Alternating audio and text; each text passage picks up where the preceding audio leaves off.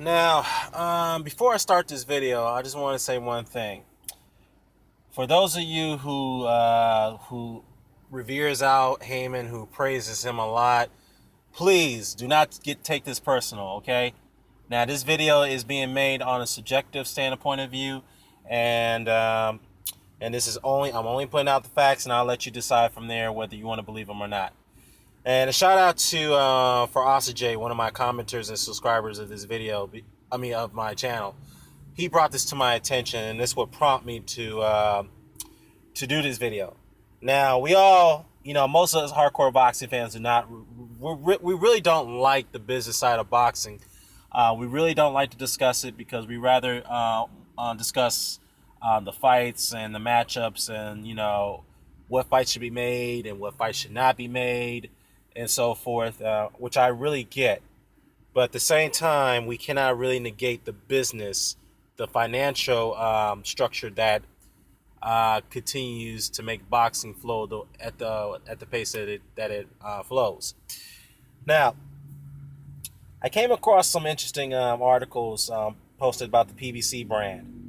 Okay, now we all know the PBC brand had launched March 7th of last year. Okay.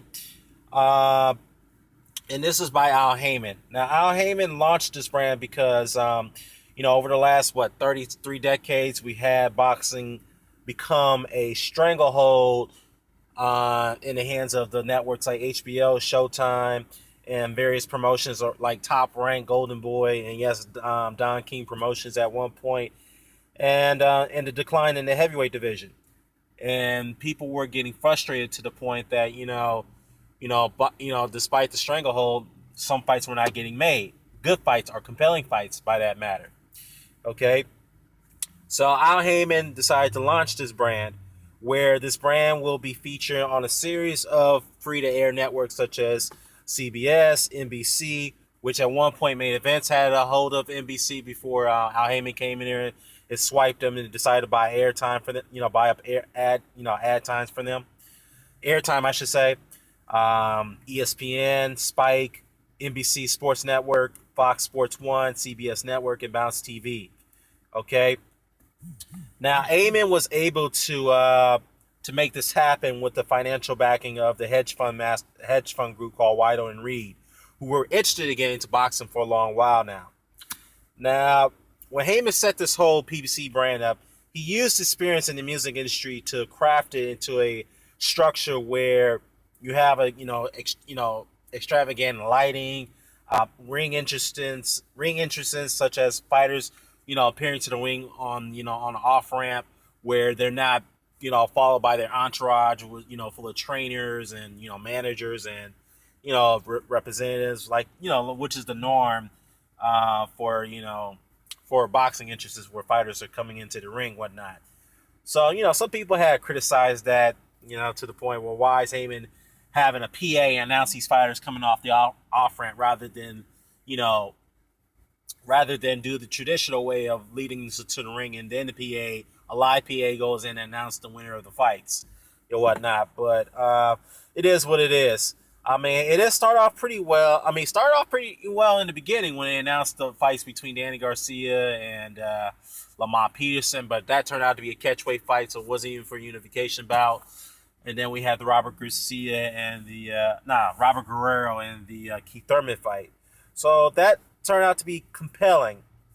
But nonetheless, things start to falter here, okay? And I'm going to read a couple of things here I got from Steve Kim. And I know a lot of people like to criticize Steve Kim for his accuracy when it comes to writing articles, whatnot. But he did retrieve some information here, and this is very interesting. Now, Wido Reed's initial investment of the PBC brand was $450 million in that neighborhood, but I found out it was a combined investment of $528 million. Okay, and this is all start of March 7th, 2015, or the fiscal year of 2015. And then when September 30th of 2015 hit, their initial investment went down to $214 million. Okay, so then the end of 2015, their operating income or their initial investment has gone down to $82 million. So now, according to another story here, their investment had dropped significantly from $521 million to $82 million, which is a total of 59%, which I think that's way more than that. Whoever got that number right. Now, honestly, if you ask me, that investment is about 84 to maybe about close to 90%. Okay? That is a dynamic drop to a core, and that is crazy right there. And there's a reason why behind all this. Because during the whole year of 2015, Heyman has showcased fights that no one was compelled to or attracted to. We've seen so many mismatches. We've seen too many top guys who are not getting, who are fighting tomato cans. Like, for example, Peter Quinn fought a guy named Michael Sarifa, who ended up in a hospital after taking a devastating blow shot to the head. And, we've seen the catchweight fights being made that they shouldn't have been made, like the Garcia-Peterson fight. And, of course, we just saw a catchweight fight between Broner and Porter, which turned out to be a pretty good fight. And, Porter ended up winning.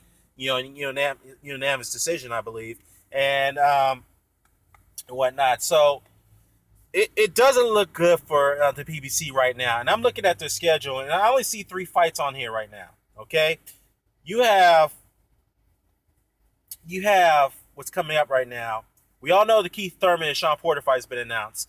That's on CBS, but from what I'm hearing, that's being rebranded as CBS/Showtime. So that fight is going to be more likely going to end up on Showtime.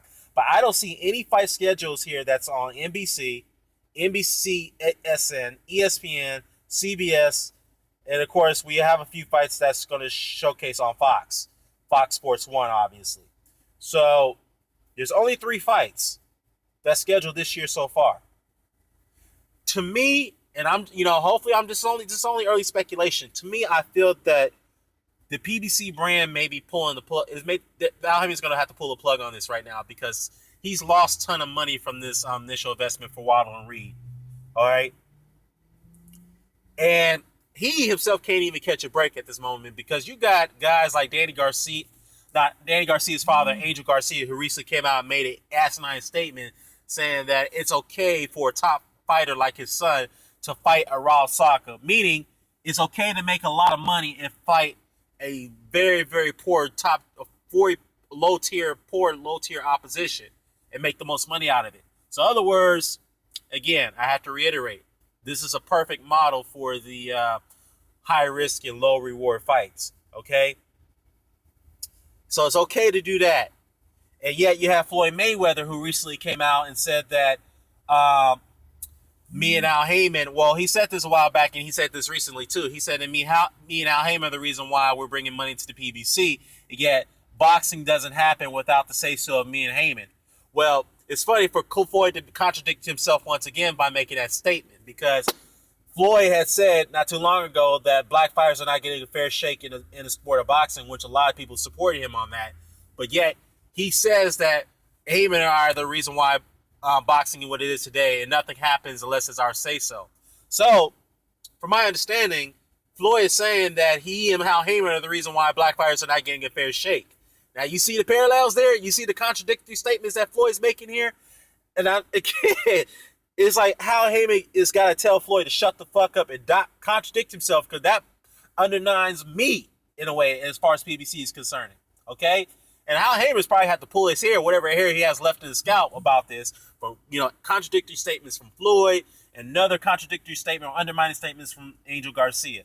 And the fact that he's got to deal with the situation where the PBC's ratings are tanking, and the fact that he's lost 84% of his initial investment into the PBC brand.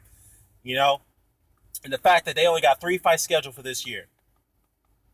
I don't know, man. This is not looking good at all. And in fact, I also heard something, ramblings about the PBC belts being manufactured. Well, you know what? I think that's gonna be pulled.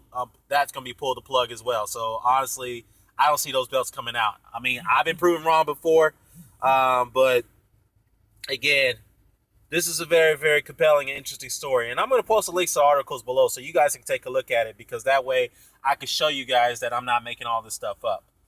So. But what's more interesting about this is that I haven't heard any of the PBC representatives come out and address these issues, address these stories that are coming out about their operating income and how they lost nearly 84% of their initial investment from last year. And they have yet to complete a fiscal calendar year when the PBC had just launched. You know, now if you ask me, in my opinion, how Al Heyman can salvage this problem and how he can save his PBC brand if he is still interested in keeping it, I think he needs to start putting on more compelling fights. He's going to have to match up these guys tough now, like how Dana White does it with the UFC. Yes, he monopolized MMA to a degree, but at least he puts on fights that the fans are paying to see. He doesn't give most of his fighters tune-ups. So I suggest that's what Al Heyman has to do with his roster of fighters that he has. And also given the fact that he has to deal with the lawsuit that's brought to him by Golden Boy and Top Rank. So that right there, and the fact that, you know, the argument is that he's violated the Muhammad Ali Act, whatnot. So he's got a lot of issues that he has to deal with at this point. And again, 2016 is not turning out to be a good year for the PBC brand and for Al Heyman by that matter. So let me know what you think about this, y'all. Care to comment, share, subscribe. Signing off. Peace.